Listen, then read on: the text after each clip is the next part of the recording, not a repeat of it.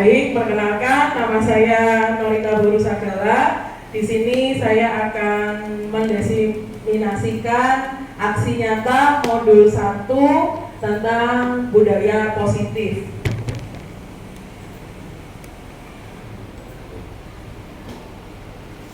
Baik, sebelum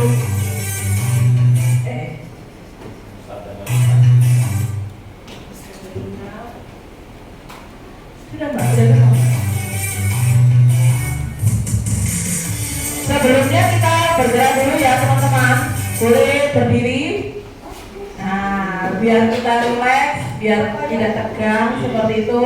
Kita sama-sama belajar, sama-sama bergerak ya. Iya. Mari kita bergerak yuk. Boleh yang maju ke depan?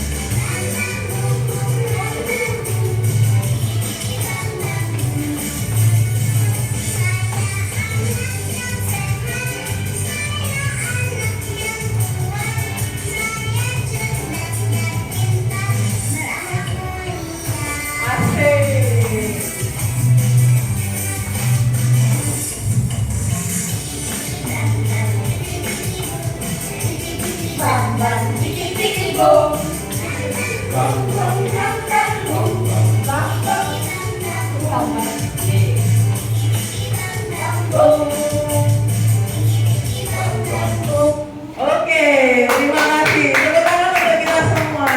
Ya. Bagaimana? Sudah lelah atau masih semangat? Sudah lelah. Baik, budaya positif oleh saya sendiri. Oke. Konsep inti budaya positif. Nanti kita akan belajar. Yang pertama, perubahan paradigma belajar, nilai-nilai kebajikan, disiplin positif, kemudian nilai-nilai kebajikan, kebutuhan dasar manusia, motivasi perilaku manusia, yang keenam keyakinan kelas, yang ketujuh posisi kontrol guru, dan yang kedelapan kita akan mempelajari tentang segitiga restitusi. Di sini ada skema profil Pancasila. Yang kita tahu ada berapa Ibu profil Pancasila? Ada berapa Pak Zainul? Nah, apa saja? Beriman, bertakwa pada Tuhan Yang Maha Esa dan berakhlak mulia. Baik, ada 6 ya. Ada 6 pilar. Yang pertama beriman kepada Tuhan Yang Maha Esa. Kemudian ada berkebinekaan global, ada mandiri, gotong royong, bernalar kritis, dan kreatif. Pembelajaran dengan paradigma baru. Pembelajaran dengan paradigma baru merupakan pembelajaran yang dirancang berdasarkan prinsip pembelajaran berdiferensiasi, pembelajaran yang mengakomodir kebutuhan belajar murid, sehingga para peserta didik belajar sesuai kebutuhannya berdasarkan tahap perkembangan sesuai dengan teori psikologi modern untuk mewujudkan profil pelajar Pancasila. Ini adalah paradigma baru. Nah, perubahan paradigma teori kontrol atau teori pilihan. Di sini yang pertama adalah ilusi guru mengontrol murid. Yang kedua, ilusi bahwa kritik dan membuat orang merasa bersalah dapat menguatkan karakter. Yang ketiga, ilusi bahwa semua penguatan positif, efektif, dan bermanfaat. Yang keempat, ilusi bahwa orang dewasa memiliki hak untuk memaksa. Betul nggak Bapak Ibu?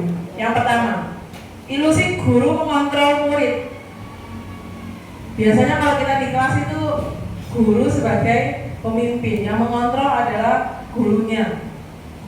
Kemudian kalau yang kedua itu ilusi bahwa kritik dapat membuat orang merasa bersalah. Dikritik, siapa yang pernah dikritik? Saya pun pernah dikritik. Jadi merasa bersalah gitu ya. Kemudian ilusi bahwa semua penguatan positif, efektif, dan sangat bermanfaat. Yang keempat ini semua orang ya Bu ya. Semua orang, kalau kita orang dewasa sama anak-anak kita pasti orang dewasa pasti benar. Tapi di sini kita belajar bahwasanya kita harus mengetahui kebutuhan siswa. Perubahan paradigma kegiatan kekepalan tangan. Nah, coba ini Bapak Ibu. Ada A dan B, Anda dan teman Anda. Coba. Ada temannya kan Bu ya? Nanti dipraktekkan sama-sama. Sobeklah secari kertas kecil, kemudian tuliskan benda atau sesuatu yang sangat berharga untuk Anda. Ada kertas nggak Bu? Coba kita praktekkan. Ya, coba ini ya. Kita praktekkan.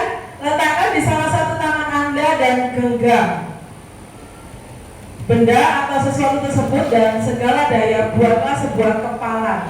Sedangkan teman yang B akan mencoba dengan sekuat tenaga dengan berbagai cara untuk meminta Anda memberikan benda tersebut untuk mengancam, menghardit dari kepalan Anda. Kira-kira tangan itu kebuka nggak? Coba, misalkan kita akan menulis sebuah kertas. Nah, di sini misalkan ada sebuah kertas yang saya tulis ke istilahnya sesuatu yang berharga. Coba Pak Jainul sama Bu Yuli. Nah, tangan yang satu, kemudian Bu Yuli merebut. Direbut sampai kertas itu dicoba. Ya. Nah, apakah bisa terbuka kalau Pak Jainul terus menggenggam dengan kuat? Tidak ya. Nah, apa saja agar dapat membuka kepalan itu? Apa usahanya Bu Yuli? Supaya kertas itu dipukul, digigit. Oke, terus apa Bu Nomi? Dikit-dikit. Coba dikit. Dicium berarti. Oke. Takut gulita.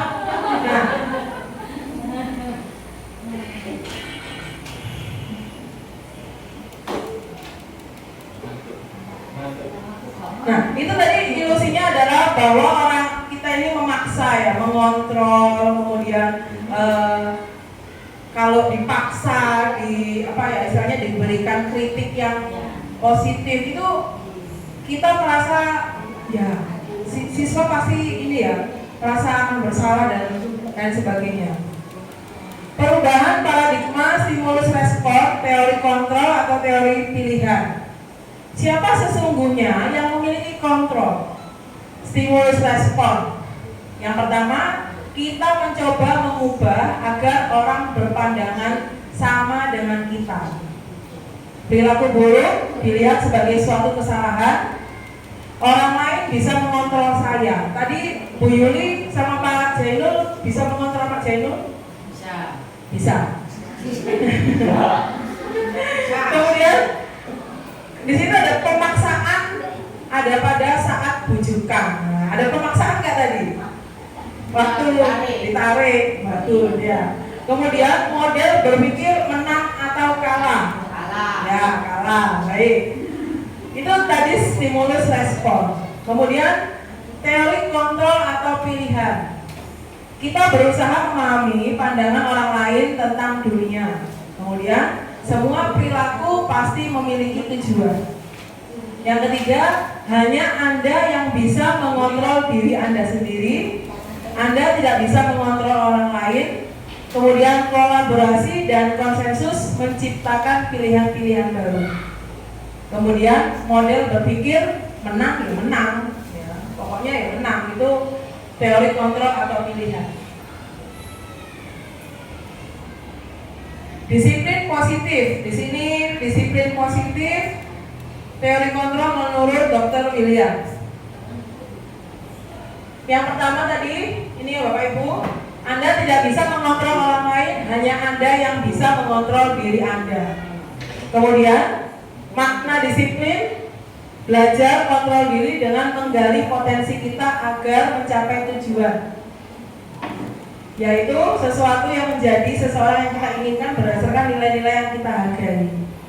Yang kedua, semua perilaku pasti mempunyai tujuan. Yang ketiga, model berpikir menang, menang-menang, kolaborasi dan konsensus menciptakan pilihan-pilihan baru. Yang keempat, realitas kebutuhan kita berbeda. Kita berusaha memahami pandangan orang lain tentang dirinya. Di sini ada yang namanya teori motivasi dan 5 posisi kontrol. Teori motivasi yang pertama untuk menghindari hukuman, ya. Teori motivasi, terkadang kita motivasinya itu supaya nggak kena hukum, akhirnya motivasinya salah seperti itu, ya. Untuk mendapatkan imbalan, nah itu. Kemudian untuk menghargai diri sendiri. 5 posisi kontrol yang di sini: penghukum, pembuat rasa bersalah, menjadi teman, pemantau, manajer. Ini nanti ada di segitiga restitusi. Adapun 5 kebutuhan dasar manusia. Coba, kebutuhan dasar manusia itu apa, Bu? Hidup, penguasaan, kasih sayang dan rasa diterima, kesenangan dan kebebasan. Ini nanti yang akan kita pelajari. Apakah makna disiplin? Disiplin berasal dari kata disiplina, bahasa Latin, yang artinya belajar. Makna asal dari kata ini berkonotasi dengan disiplin diri dari murid-murid Socrates dan Plato. Disiplin diri membuat orang menggali potensinya menuju sebuah tujuan. Namun dalam budaya kita, makna kata disiplin telah berubah menjadi sesuatu yang dilakukan seseorang pada orang lain untuk mendapatkan kepatuhan. Kecenderungan umum adalah menghubungkan kata disiplin dengan ketidaknyamanan, bukan dengan apa yang kita hargai atau pencapaian suatu tujuan mulia. Kebutuhan dasar manusia. Kebutuhan dasar manusia adalah segala sesuatu yang kita lakukan untuk mendapatkan apa yang kita inginkan. Seluruh tindakan yang kita lakukan memiliki tujuan, dan semua usaha terbaik yang kita lakukan dalam rangka agar kebutuhan dasar kita terpenuhi. Ini adalah kebutuhan kita, ya Bu, ya. Kita seolah-olah kebutuhan dasar itu masih memiliki tujuan. Kita melakukan hal terbaik untuk kebutuhan kita ini terpenuhi. Ini tadi 5 kebutuhan dasar. Bertahan hidup, apa saja Bu Fitri? makan, Pakaian, ya. tinggal, kesehatan, dan keamanan. Oke. Kalau kasih sayang dan rasa diterima, Bu Nunung, kasih sayang dan rasa diterima. Kasih sayang, Bu. Apa saja? Berbagi, kerjasama, menjadi bagian dalam kelompok. Kalau penguasaan, kayak tadi itu Pak Jainul menggenggam itu harga diri, keinginan untuk dianggap, memimpin, berprestasi, dan diakui. Kalau kebebasan, mandiri, memiliki pilihan mencoba hal yang baru, mampu mengendalikan arah dirinya. Kalau kesenangan manusia pasti ini ya Bu ya, kebutuhannya adalah ingin bersenang-senang, bersenang-senang, healing ya, bermain, humor, antusiasme dan tertawa ya, kuliner juga ya. Motivasi perilaku manusia. Pernahkah Anda melakukan sesuatu untuk mendapatkan senyuman dari orang lain? Pernah? Contohnya gimana Bu Fitri? Oke. Untuk mendapatkan hadiah, kita melakukan sesuatu untuk Cekno dapat hadiah. Pernah ya Bu ya? Apalagi itu untuk mendapatkan uang. Kita melakukan sesuatu untuk mendapatkan uang. Apalagi kira-kira Bu? Ngepet emosi untuk masuk CGB ya. Iya. Iya. Apalagi kira-kira alasan untuk orang itu melakukan sesuatu?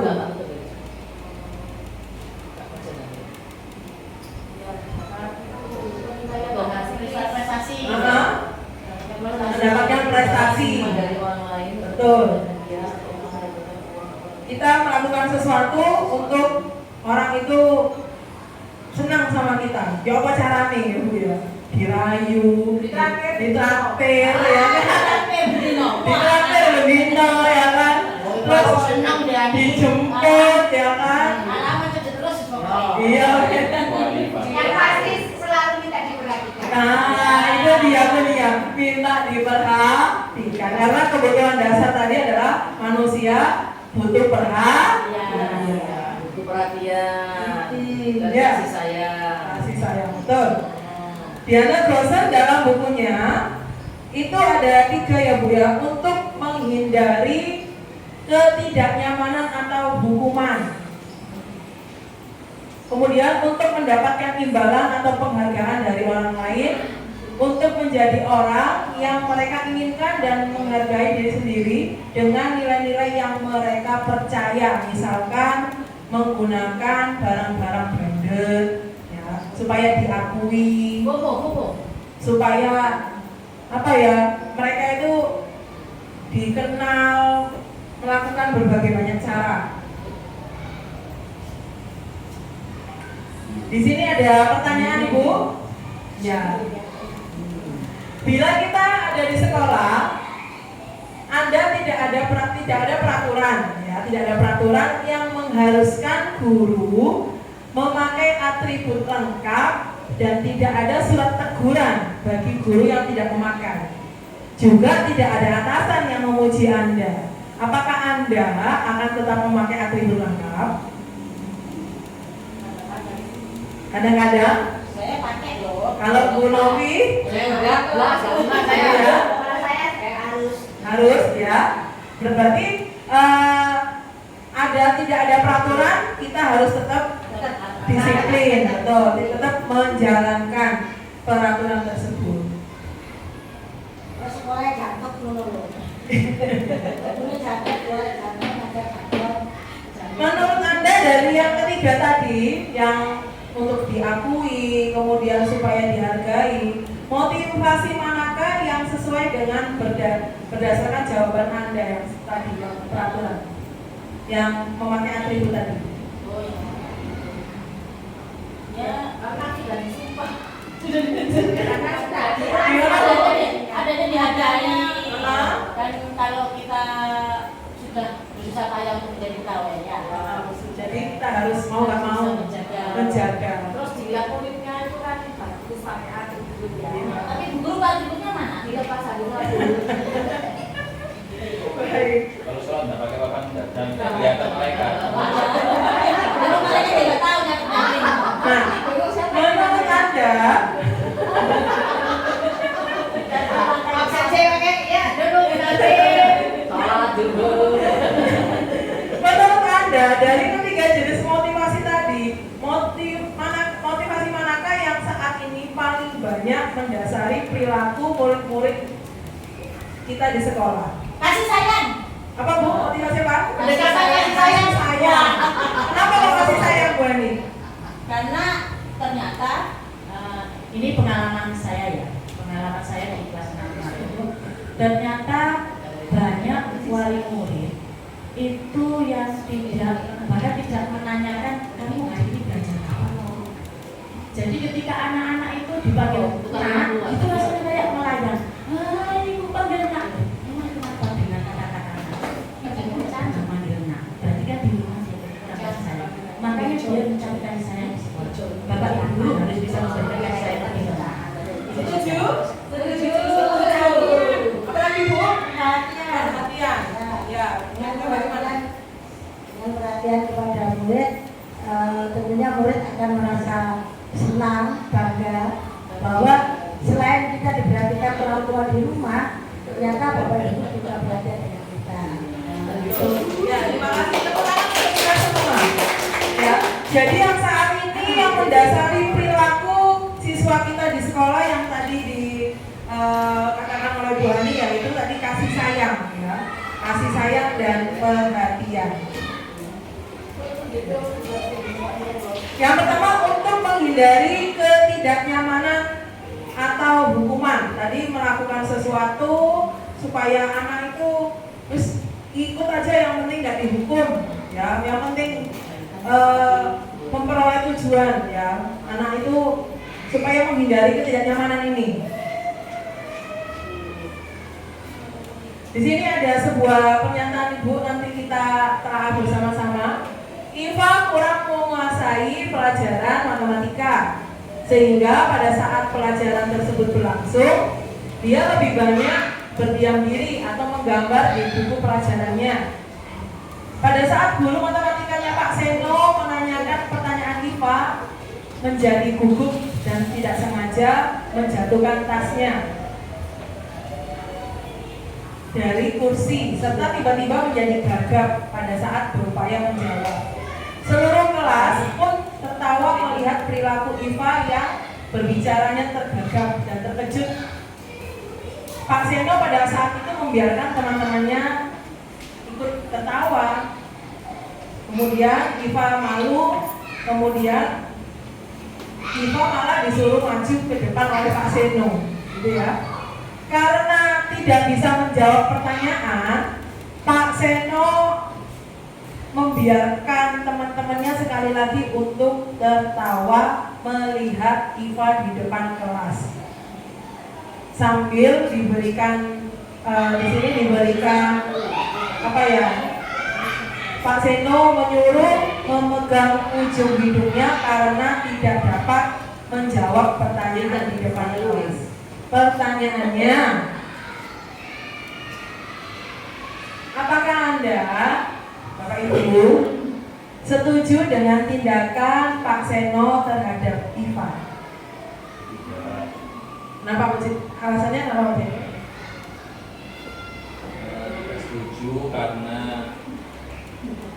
Tidak setuju karena di sini Pak Seno mempermalukan Iva di hadapan teman-temannya. Seharusnya mungkin Pak Seno lebih menghargai Iva. Baik, terima kasih. Kemudian apa seharusnya tindakan Pak Seno terhadap Iva dalam sebuah hukuman atau konsekuensi? Yang seharusnya dilakukan Pak Seno bagaimana? Jadi kita panggil, Bagaimana, Bu Tum? ya maksudnya kita panggil sendiri di Mhm. ruang yang nggak ada teman-teman, dan itu nggak akan merasa jatuh gitu. Kita harus menghargai anak, dia itu juga punya rasa malu, ya, tapi kita juga menghargai. Betul, baik. Ya, betul sekali. Kita di sini tidak boleh ya Bu ya menjatuhkan anak di depan teman-temannya.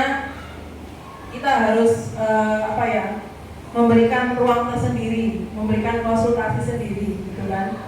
Kalau yang dilakukan oleh Pak Seno ini malah akan membunuh mental siswa kita, dan itu biasanya akan teringat sampai dia tumbuh dewasa seperti itu. Dalam menjalankan peraturan ataupun keyakinan kelas atau di sekolah, bagaimana ada suatu pelanggaran, tentunya sesuatu harus terjadi. Untuk itu kita perlu meninjau ulang tindakan penegakan peraturan atau keyakinan kelas. Jadi Perbedaan antara peraturan dan keyakinan itu kita harus tahu ya Bapak Ibu. Tindakan terhadap suatu pelanggaran pada umumnya terbentuk hukuman atau konsekuensi. Apakah tadi kita akan membuat ini ya nanti ya, membuat keyakinan kelas atau kesepakatan kelas. Nanti kita akan buat bersama-sama. Oke. Hukuman atau konsekuensi kita telah bareng-bareng. Di sini ada pertanyaan. Hukuman itu bersifat tidak terencana atau tiba-tiba. Hukuman bersifat satu arah, bisa berupa fisik maupun psikis melalui suatu perbuatan atau kata-kata. Itu hukuman. Kalau konsekuensi sudah diketahui sebelumnya oleh murid, sudah terencana atau sudah disepakati. Yang terakhir berdasarkan suatu data yang pada umumnya dapat diukur. Nah ini dia. Coba. Ini yang seringkali ada kita memberikan ini kepada siswa kita ya Pak Bu.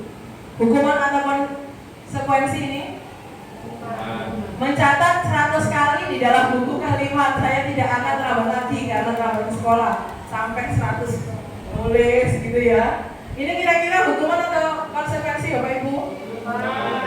Hukuman. Ini adalah konsekuensi. Lari mengelilingi lapangan basket 2 kali karena terlambat dari sekolah. Coba kita lihat. Iya. Tuh.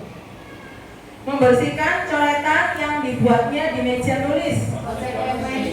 Konsekuensi. Ya, betul, tepuk tangan untuk kita semua. Kemudian murid diminta untuk push up 15 kali karena tidak menggunakan masker ke sekolah. Hukuman, kita bisa lihat. Ya, betul. Menggantikan kertas tugas teman yang telah dicoret-coret. Konsekuensi. Ya, betul. Berjemur di lapangan basket pukul 12 siang karena ngobrol dengan teman. Hukuman. Ya. Murid diminta bertelanjang kaki sepanjang hari karena tidak menggunakan sepatu warna hitam sesuai dengan peraturan sekolah. Yuk, konsekuensi apa? Hukuman. Kalau buatin? Hukuman. Kalau Bu Fitri? Konsekuensi. Bu Isti? Oke, kita buka. Hukuman. Bukan untuk buatin. Berdiri depan kelas sambil mengangkat kaki satu karena tidak bisa menjawab pertanyaan. Hukuman. Iya, betul. Membersihkan tumpahan air di meja tulis karena kesenggol pada saat belajar. Konsekuensi. Baik. Kehilangan 10 menit jam istirahat untuk mengerjakan tugas karena terlambat datang dan tertinggal pelajaran 10 menit. Konsekuensi. Oke. Baik. Kita dapat memberikan kesimpulan menurut dari contoh-contoh yang tadi. Berarti menurut Bu Isti, hukuman itu yang seperti apa? Bisa mengetahui oh ini hukuman, ini konsekuensi. Menurut menurut Bu Isti.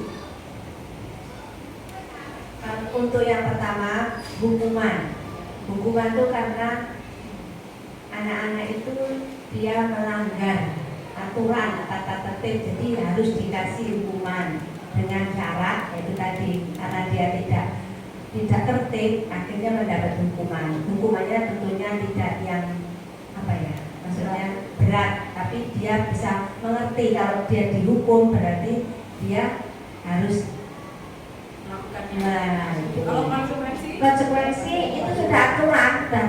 Kalau tidak dia kan sudah untuk kesepakatan maksudnya ya kesepakatan kalau dia sudah janji oh saya tidak akan jika terlambat atau mungkin yang tadi menumpahkan air. Nah, dia harus membersihkan karena itu konsekuensi karena dia membuat seperti itu dia yang harus bertanggung jawab.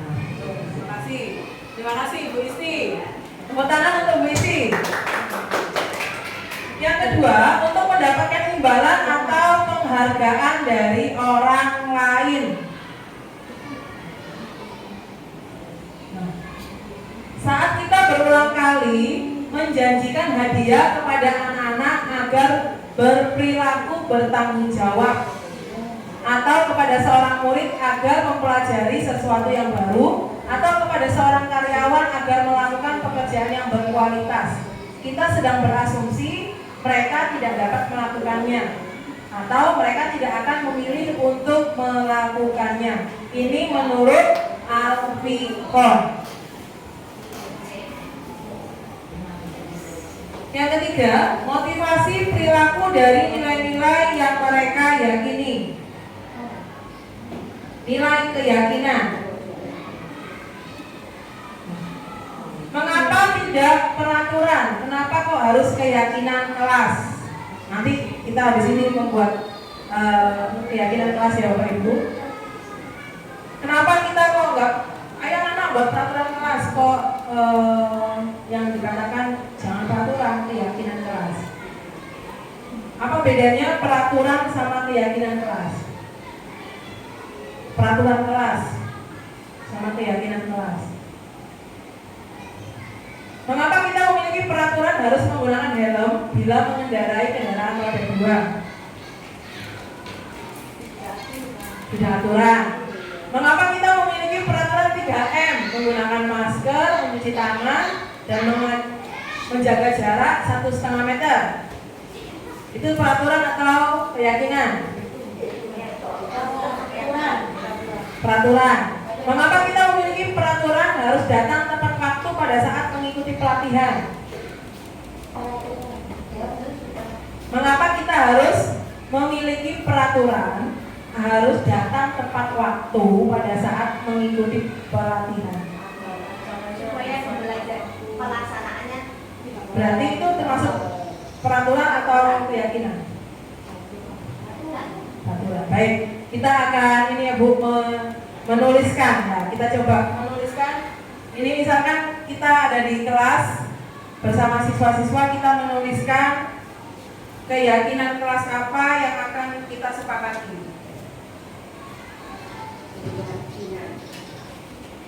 Bisa dibantu nanti. Ya, keyakinan.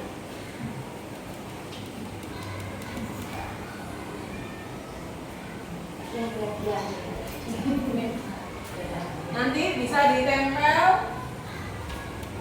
di depan.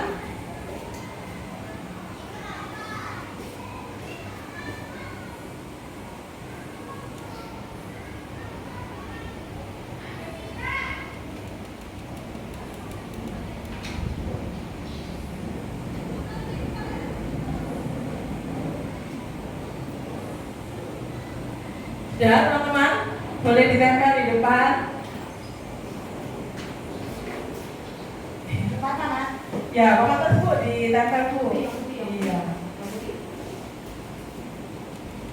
Bu Fitri nangkal Bu. Ya kan berbeda dari yang lain.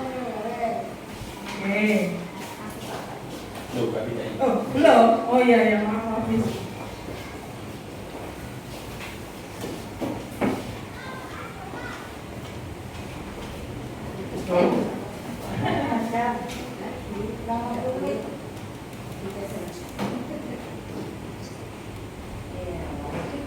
Oke, keyakinan kelas kita.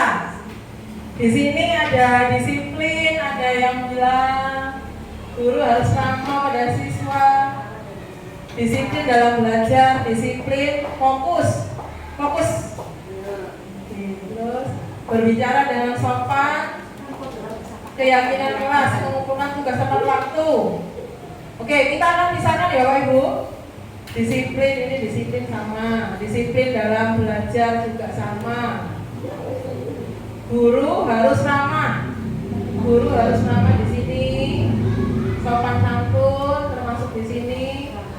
Berbicara dengan sopan. Fokus. Fokus termasuk yang mana Bapak Ibu? Termasuk disiplin. Keyakinan kelas, mengumpulkan tugas dengan tepat waktu. Disiplin. Ini juga disiplin.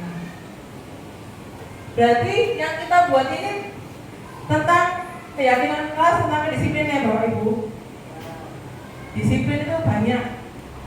Salah satunya adalah disiplin dalam berpakaian, ya. Mengumpulkan tugas tadi di situ. Siapa yang nulis tadi Bapak Ibu? Mengumpulkan tugas.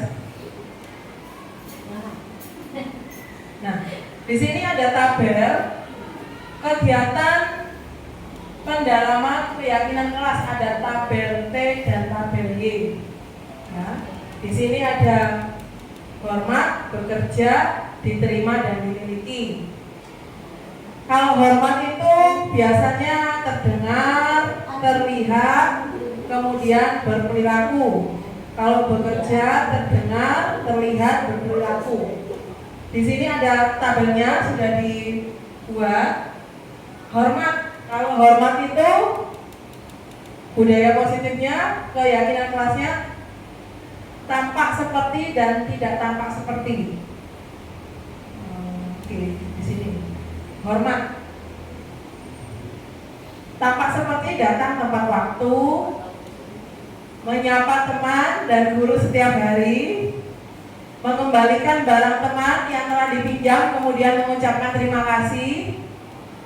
Kalau tidak tampak, sering terlambat, tak acuh pada teman atau guru, jadi tidak memperhatikan.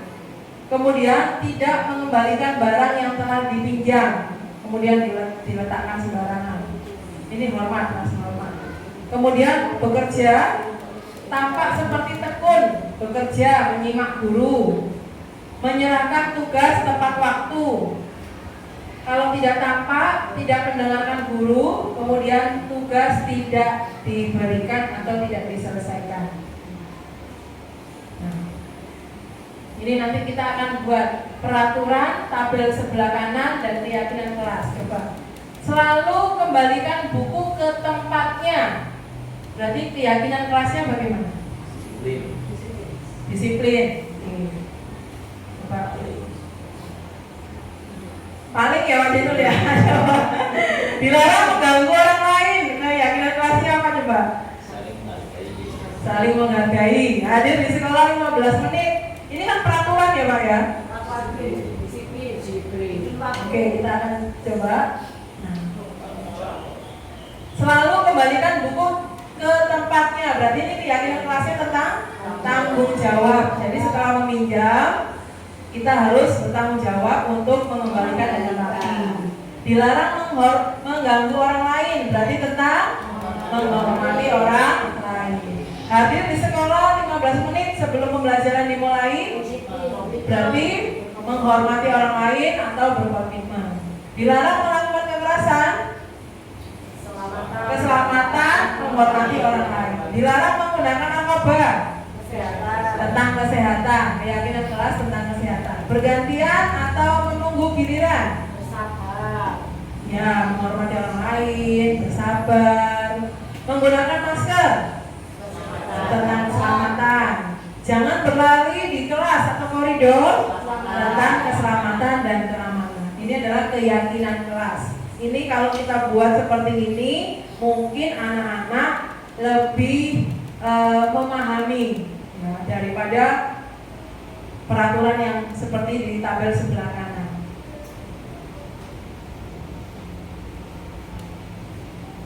Kemudian kita akan mempelajari 5 posisi kontrol.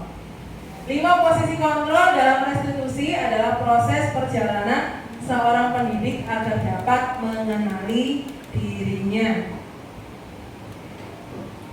5 posisi kontrol seorang guru yaitu sebagai penghukum, pembuat rasa bersalah, kemudian kita sebagai teman, kemudian pemantau atau monitor, yang terakhir adalah manajer. Kira-kira Bapak Ibu, biasanya kita di kelas ini kan sebagai ini semua yang lebih apa ya, yang cenderung kita lakukan biasanya. Yang mana Bapak Ibu? Apakah kita sebagai penghukum? Sebagai teman? Baik. Kita akan mempelajari 5 posisi kontrol. Penghukum. Penghukum itu adalah berarti yang guru berbuat, menghardik, menunjukkan, menyakiti, menunjuk-nunjuk, menyakiti, menyindir. Kemudian guru berkata, kalau kamu tidak melakukannya, awas ya, rasakno. Nah, itu penghukum. Hasil memberontak, menyalahkan orang lain, kemudian berbohong. Kemudian mengaitkan dengan dunia, murid meletakkan guru di luar dunia, berkualitas. Ya. Kemudian murid berkata, biarkan saja, nanti juga marah-marah lagi. Akhirnya muridnya ini kebiasaan, tidak memperhatikan, tidak mempunyai rasa takut seperti itu. Dampak pada muridnya adalah mengulangi lagi dan lagi. Ini penghukum.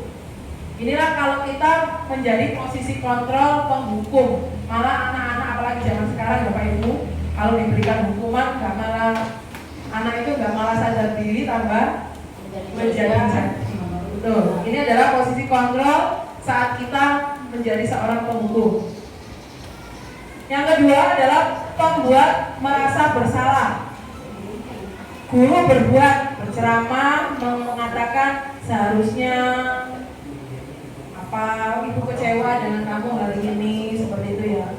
Kemudian guru berkata ini ya, mengaitkan, murid meletakkan guru di dalam dunia yang berkualitas.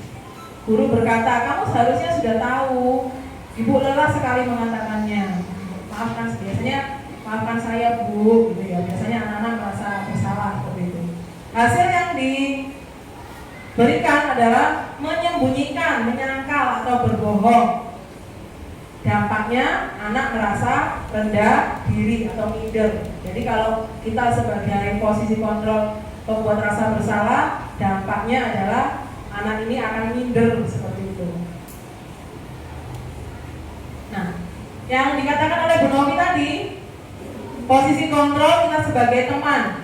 Guru berbuat, membuatnya alasan-alasan untuk muridnya. Biasanya murid meletakkan guru sangat penting di dunia berkualitas. Jadi kita sebagai teman, seperti itu. Kemudian guru berkata, ayolah lakukan demi ibu. Masa kamu tidak mau? Ibu kan pernah bantu kamu. Jadi memposisikan murid itu sebagai teman kita. Pasti muridnya akan berkata, saya pikir bapak ibu teman saya, ternyata begitu ya. Hasilnya adalah ketergantungan.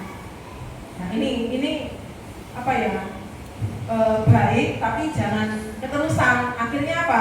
Kalau kita juga memposisikan kita sebagai teman kepada siswa, akhirnya apa? Hasilnya ketergantungan. Dampak yang terjadi pada murid adalah lemah, tidak mandiri. Jadi murid kita menjadi ketergantungan kepada gurunya. Apalagi panggil gurunya biasanya biasanya bestie, ya kan? Bestie seperti itu nggak boleh, Bapak Ibu. Tetap kita harus memposisikan kita sebagai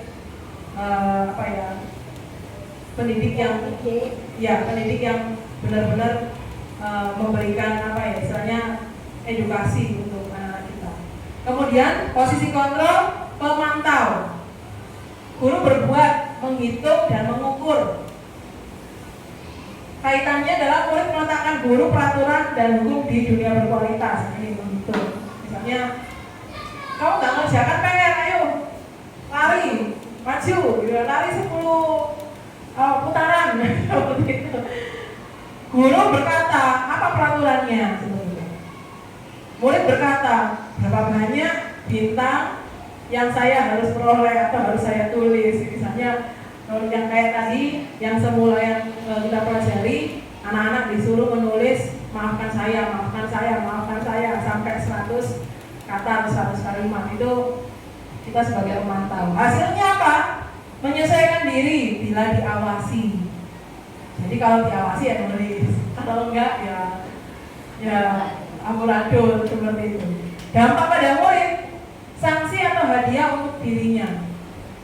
Jadi seolah-olah kalau dilihat gurunya ya berarti ya sanksi, kalau enggak ya hore ya aku nggak dilihat oleh gurunya gitu ya. Nah di sini 5 posisi kontrol yang terakhir adalah manajer. Guru berbuat, mengajukan pertanyaan, ya. Murid meletakkan sebagai individu yang positif di dunia berkualitas. Guru berkata, apa yang kita yakini, apa yang diperbaiki dalam masalah ini, biasanya gitu ya. Ini lebih, kalau manajer ini lebih apa ya, lebih enak gitu. Murid berkata bagaimana caranya supaya kita bisa memperbaiki keadaan, jadi mencari solusi. Hasilnya menguatkan pribadi siswa. Dampaknya adalah mengevaluasi, kemudian bagaimana cara memperbaiki diri, jadi menemukan solusinya. Ini adalah posisi kontrol kita sebagai manajer. Kira-kira dari 5 yang tadi Bapak Ibu, dari 5 posisi kontrol yang tadi, kita ini paling enak seharusnya posisi kontrol yang bagaimana? Yang mana Bu Fitri? Manajer. Oke, menurut pengalaman Bu Fitri, kenapa memilih yang manajer? Yang pertama, kalau kita menempatkan diri sebagai manajer itu tidak langsung menjudge siswa ketika melakukan kesalahan, tapi kita harus mengajukan pertanyaan terlebih dahulu. Kenapa seperti itu? Nah, terus sampai nanti bisa hasilnya itu kita bisa dampaknya ke siswa itu nggak merasa terkucil, nggak merasa malu, tapi bisa mengevaluasi diri, bisa mengintrospeksi diri seperti itu. Jadinya ya lebih ke manajer biar tidak kena, setelah itu siswa itu jadi kena mental kalau terus-terusan kita melakukan kesalahan terus harus kita hukum seperti itu. Baik, terima kasih. Tepuk tangan untuk Bu Fitri. Baik, bagus sekali Bu Fitri. Kita memposisikan kita sebagai manajer. Ditanya dulu, kenapa melakukan hal ini, kan? Apakah yang kamu perbuat ini, apakah melanggar keyakinan kelas seperti itu? Baru kita mencari solusi bersama. Di posisi manajer ini, kita meyakinkan anak, gitu loh, supaya anak ini juga tahu kesalahannya seperti itu. Nah, ini ada contoh ini Bapak Ibu.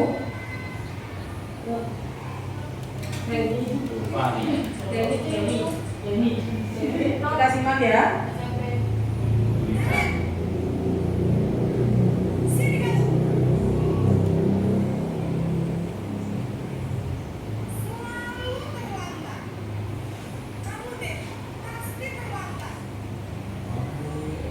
Udah buka duluan. Ya.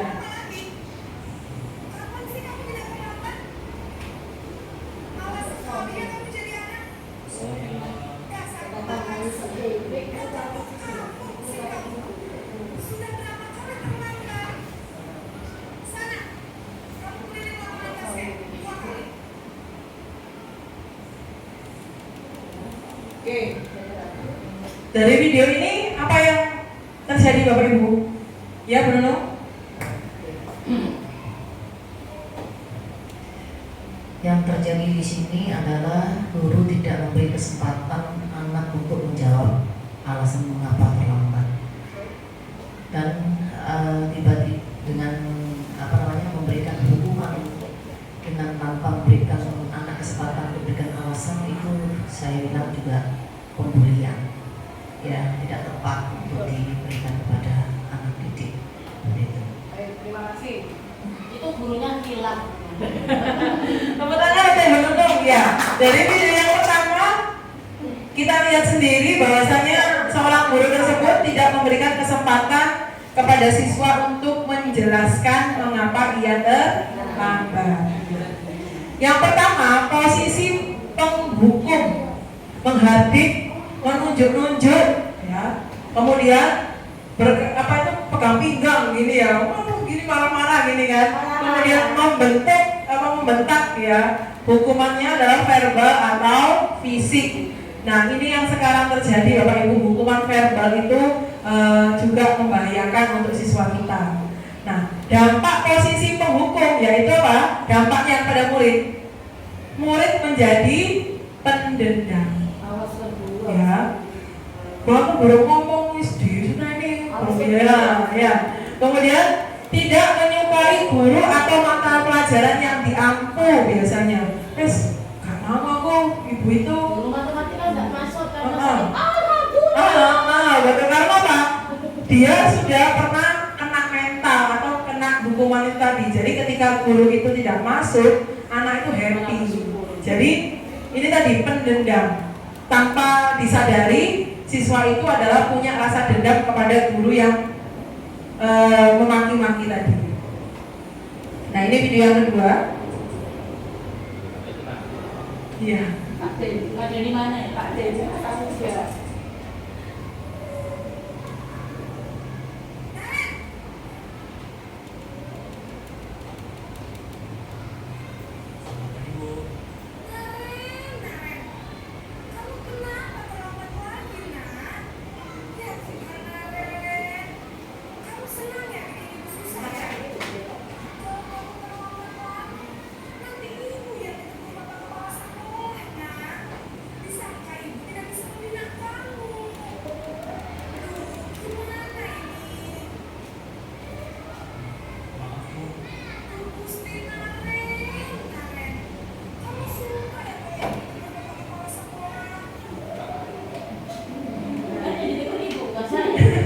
Kalau yang video yang kedua coba kita memposisikan guru sebagai apa coba?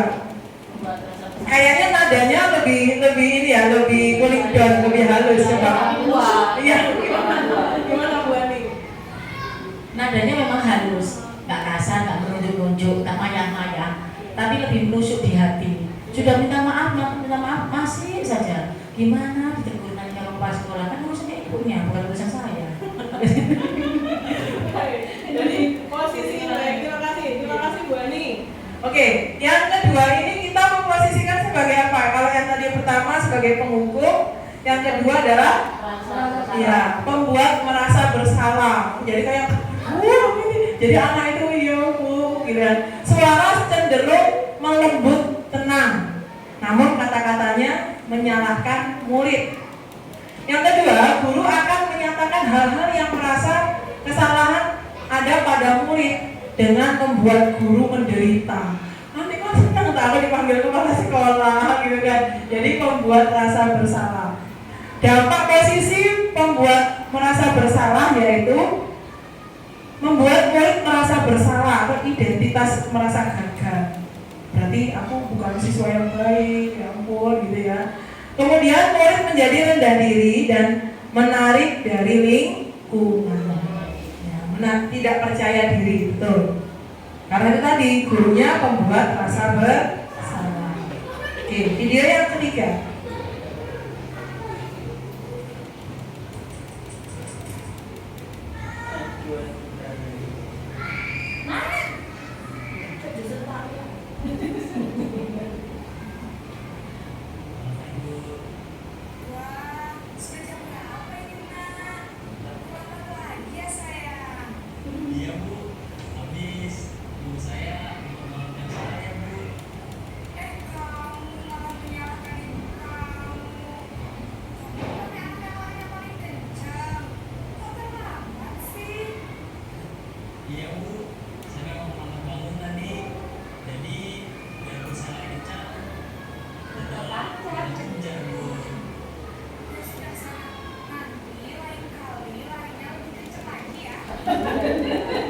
Iya, coba Bapak Ibu kita simak tadi face dari guru dan murid itu lebih gimana? Muridnya senyum, kayak gak ada rasa bersalah. Gimana buatin untuk video yang ketiga ini? Kita sebagai guru memposisikan kita sebagai apa? Sebagai teman. Iya, seperti itu. Nah, jadi guru itu seakan tidak ada wibawanya gitu loh. Jadi muridnya juga jawabnya juga cengengesan juga, akhirnya seperti itu. Jadi bercanda ya, jadi nggak ada rasa bercanda ya. Baik, kita akan lihat di video yang ketiga ini. Nah, betul. Diposisikan sebagai teman. Suara guru akan ramah, cenderung bersanda gurau untuk menghangatkan suasana. Dampak biasanya itu tadi, dampaknya itu tadi yang dikatakan Bu Atin tadi, murid akan bergantung kepada satu orang. Faktor ketergantungan. Kemudian murid tidak mandiri dan tidak bisa berpikir untuk diri sendiri. Jadi ya kita diberikan alasannya ya karena ibunya gak bangun atau karena larinya kurang kejar. ya larinya kurang kencang seperti itu ya. Memposisikan sebagai teman.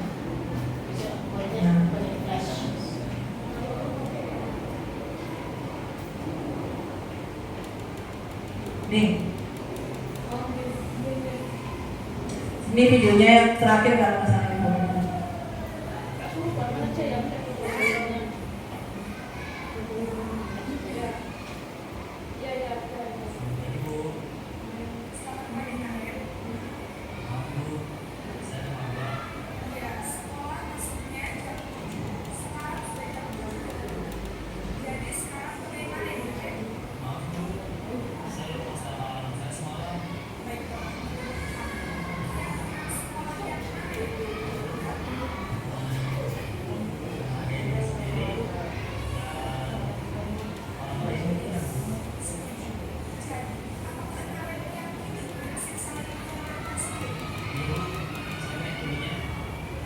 Oke. Yang keempat ini videonya bagaimana, Bu? Sebagai manajer, baik.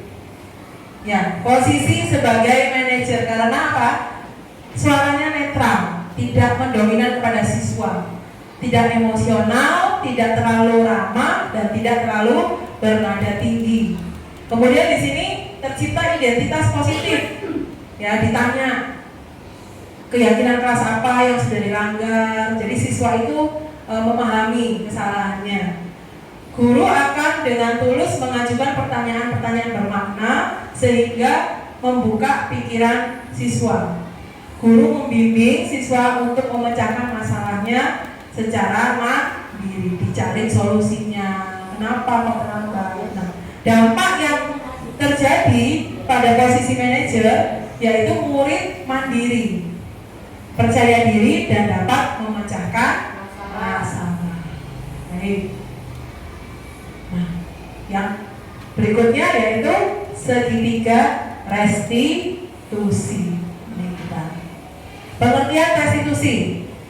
Restitusi adalah proses menciptakan kondisi bagi murid untuk memperbaiki kesalahan mereka, sehingga mereka bisa kembali pada kelompok mereka dengan karakter yang kuat. Restitusi bukan untuk menembus kesalahan, tetapi restitusi adalah sebuah tawaran dan bukan paksaan. Restitusi fokus pada solusi dan dapat mengembalikan murid yang berbuat salah kepada kelompoknya. Pengertian restitusi. Segitiga restitusi merupakan tahapan. Nah, kita sudah masuk ke tahapannya ya Bapak Ibu. Tahapan tindakan yang dilakukan oleh guru untuk membawa siswa menaati kesepakatan kelas yang telah ditetapkan, kemudian mengikuti, mengakui secara sadar dan terbuka ketika melakukan kesalahan, serta merasakan kenyamanan ketika sudah berperilaku jujur. Ini hubungannya dengan keyakinan kelas, seperti itu.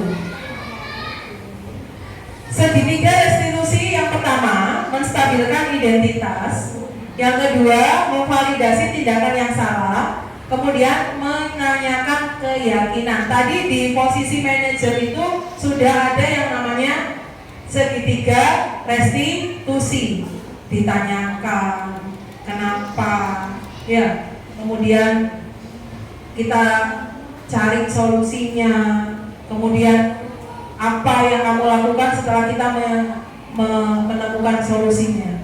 Seperti itu. Menstabilkan identitas. Menstabilkan identitas itu ciri-cirinya guru berkata seperti ini. Berbuat salah itu hal yang manusiawi. Titik-titik seperti itu ya. Tidak ada manusia yang sempurna. Bapak Ibu guru juga pernah berbuat salah. Kita pasti bisa menyelesaikan permasalahan ini. Kemudian Bapak Ibu tidak tertarik untuk mencari tahu siapa benar, siapa yang salah.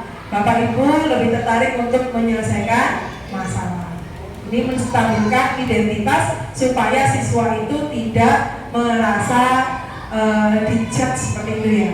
Tidak seperti yang di video yang pertama tadi. Validasi tindakan salah. Biasanya kamu bisa saja kan melakukan hal yang lebih buruk, tapi kamu tidak melakukannya kan? Seperti itu. Kita bertanya seperti itu. Kamu pasti punya alasan mengapa kamu melakukannya. Maukah kamu belajar cara lain untuk mendapat hal yang kamu butuhkan tanpa harus misalnya memukul, menyobek atau bertengkar seperti itu. Apakah kamu bisa melakukan dengan lebih baik lagi di hari esok? Ini adalah validasi tindakan salah. Kita bertanya seperti itu supaya siswa mengakui kemudian tidak berulang kembali. Kemudian kita menanyakan keyakinan kelas atau meyakinkan anak itu supaya yang sudah kita sepakati bersama-sama. Nilai apa yang kita percaya di kelas? Nilai-nilai universal apa yang sudah kita sepakati? Kemudian kelas yang ideal itu seperti apa sih? Kemudian kamu ingin jadi anak yang seperti apa? Gitu ya. Apa yang kamu rasakan ketika kamu melakukan hal itu? Apakah kamu mau menjadi orang yang seperti itu? Itu menanyakan keyakinan kelas supaya anak itu sadar sendiri. Nah, ini saya akan membuat skenario ya. Skenarionya itu kasus yang ada yaitu di sini saya membuat Bu Fitri, coba siapa yang mau memerankan. Jadi sesuai dengan tadi meyakinkan identitas, kemudian tadi yang pertama adalah menstabilkan identitas, kemudian validasi tindakan yang salah, kemudian menanyakan keyakinan kelas. Di sini kita bermain peran. Kasusnya siapa yang mau jadi guru, siapa yang mau jadi murid yang merasa bersalah. Seperti itu. Ayo siapa? Di sini kasusnya mencontek pekerjaan teman. Mencontek pekerjaan teman. Ayo siapa bermain peran? Siapa yang menjadi guru? Siapa yang menjadi siapa yang menjadi murid? Oke, Bu Fitri yang menjadi murid. Yang menjadi gurunya siapa? Kak Zainul. Kita bermain peran.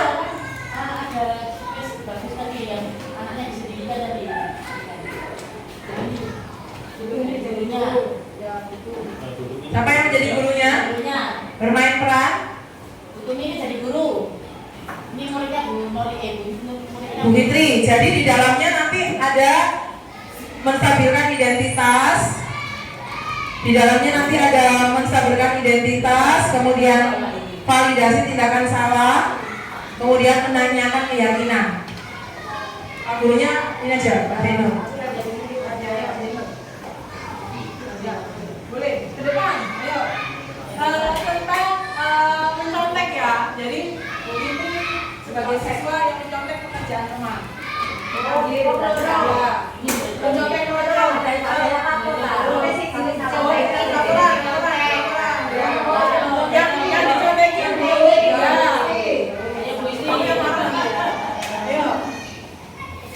mau bikin gel apa tulis? Ya, Bu siapa namanya? Bu Isti. Bu Isti itu nyontoh pekerjaannya. Ini buku ini nyontoh. Bu yang nyontoh.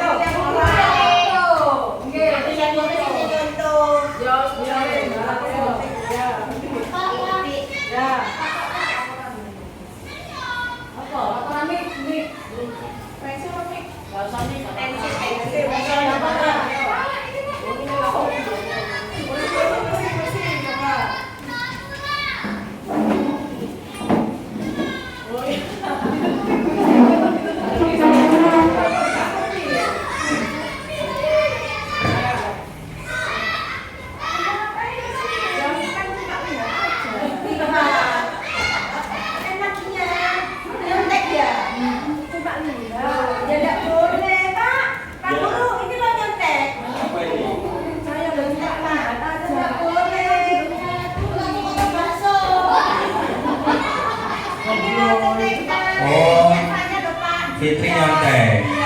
Oh ya. Sini Fitri, sini.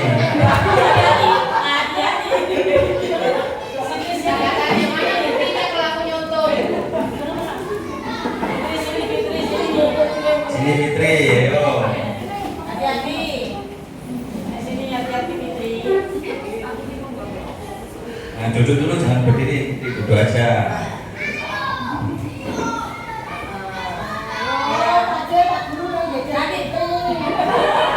Nanti malam mau makan di mana?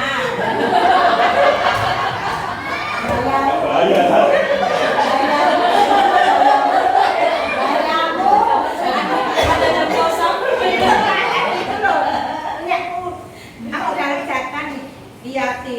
Oh, gitu ya. Yaudah, Isti nanti duduk dulu, nanti Fitri biar sama Pak Zainul ya.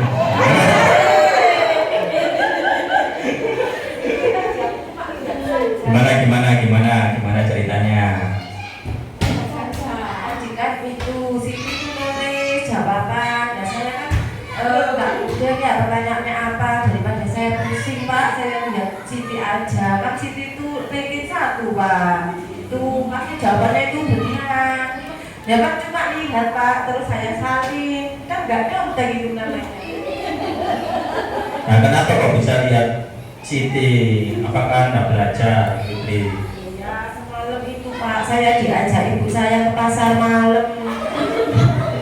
Jadinya nggak sempat belajar, terus kesiangan langsung datang itu tiba-tiba langsung ulangan. Ya saya nyentuh Siti Pak.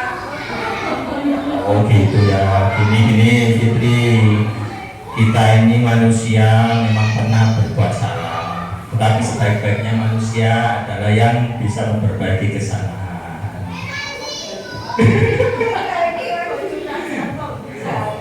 Oke, ini Fitri, ingat keyakinan kelas kita apa saja?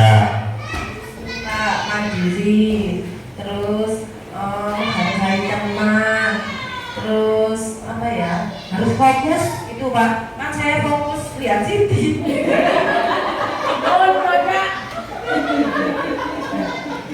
Baik, jadi kira-kira keyakinan kelas apa yang perlu Fitri tingkatkan supaya bisa menjadikan diri Fitri ini lebih baik lagi ke depannya? Berarti saya itu harus mandiri Pak, harus belajar, mempersiapkan kalau besoknya itu ada ulangan, tidak boleh ikut emak malam, gitu ya. Bagus luar biasa. Jadi solusinya gimana supaya Fitri bisa mandiri mengerjakan tugas sendiri tanpa harus melihat temannya? Coba. Yang pertama berarti saya harus belajar. Yang kedua ini nggak boleh deket sama Siti biar nggak ngelirik Siti lagi gitu Pak. Kan nanti bisa saya duduk sendiri jadi nggak nyontek ke Siti gitu. Oh, minta duduk sendiri. Nggak cukup bangkunya. Kalau diajak emak, Kalau diajak emak nggak mau wes, pokoknya dikasih salut buat sekolah. Oke, bagus sekali ya Fitri ini sudah bisa mencari solusi dari permasalahan ini. Solusinya belajar. Terus apabila diajak maknya ke pasar malam nggak mau ya, kalau ada ulangan ya harus belajar di rumah. Mulai kapan ini dilakukan, Fitri? mulai besok. Nanti malam Pak, nanti malam jadwalnya. Nah, saya ini ngajak lagi ke pasar malam yang sebelah. Saya nggak tahu nanti kan gitu Pak, karena besok ada ulangan lagi. Oh bagus, 4 jempol buat Fitri.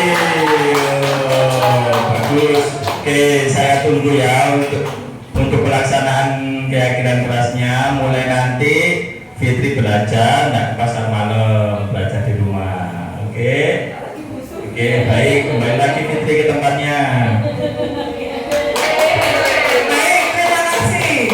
Tepuk tangan untuk Pak Jainul dengan Bu Fitri yang diadegankan oleh Pak Jainul dan Bu Fitri tadi. Ada yang ini tadi ya, menstabilkan identitas. Tadi Pak Jainul tadi sudah melakukan hal ini, ya, berbuat salah itu hal yang manusiawi seperti itu, menstabilkan identitas. Tidak ada manusia yang sempurna seperti itu, ya. Kemudian yang dilakukan oleh Bapak Jainul sebagai manajer yaitu validasi tindakan salah. Kamu bisa saja melakukan hal yang lebih buruk, gitu ya. Kenapa kamu melakukannya? Kenapa kamu tadi mau mencontek, gitu ya? Nah, ini adalah memvalidasi tindakan salah. Kemudian yang dilakukan oleh Pak Zainul meyakinkan Fitri, jadi menanyakan kembali keyakinan kelas apa yang sudah dilanggar dan keyakinan kelas apa supaya tidak diulang lagi. Apa nilai yang kita percayai atau disepakati, gitu kan? Kemudian kelas kita yang ideal ini seperti apa, mencontek itu boleh apa tidak, seperti itu. Nah, itu yang dilakukan oleh kita sebagai kontrol guru, sebagai manajer, seperti itu. Baik, terima kasih. Ada pertanyaan untuk hari ini? Sudah paham? Baik. Terima kasih. Saya harapkan budaya positif ini kita laksanakan di kelas kita masing-masing, di sekolah kita, supaya kita bisa bergerak bersama, bisa menuntun siswa kepada pembelajaran yang memerdekakan siswa. Dari saya sekian. Terima kasih, selamat sore. Wassalamualaikum warahmatullahi wabarakatuh. Refleksi dari modul 1.4 tentang disiplin positif, yakni para siswa pada kurikulum merdeka memiliki hawa-hawa merdeka.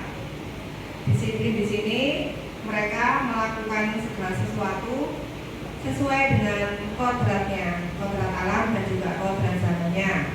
Untuk disiplin ini mereka dapat melakukan, apabila mereka melakukan kesalahan, dilaksanakan melalui segitiga restitusi, yaitu identifikasi, validasi kegiatan yang salah, dan kesepakatan. Untuk itu kita sebagai guru selalu memberikan motivasi ke siswa agar selalu melaksanakan disiplin positif. Jadi tidak harus ada penghargaan atau hukuman. Jadi mereka dengan sadar melakukannya. Terima kasih Bu Rita.